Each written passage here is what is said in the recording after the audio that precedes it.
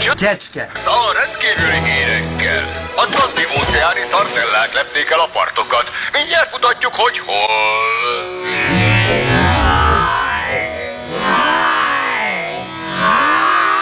De előbb egy friss hír. Ne, menjünk vissza a szardellákhoz! Most kaptam a hírt, hogy a legendák Csecske. Ars elbocsátották, és a helyére riválisa Dracula ura!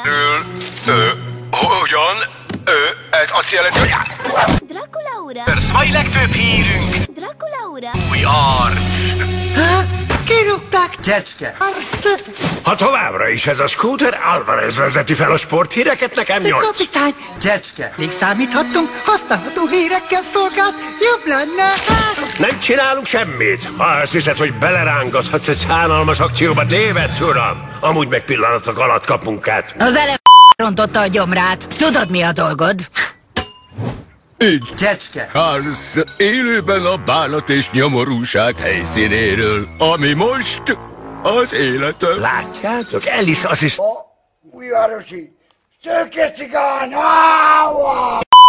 Igen, egy igazi rustya, új meló. Ha azt mondjuk több banánt, az azt jelenti, hogy több banánt! Itt csak Charles, amit épp elveszíti a fonalat! Itt csak Charles, amit épp egy kaméleont próbál letépni az arcáról!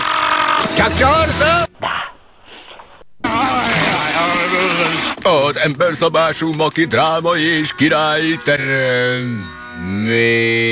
És ez látszik ebben a nemesen tragikus pózban is.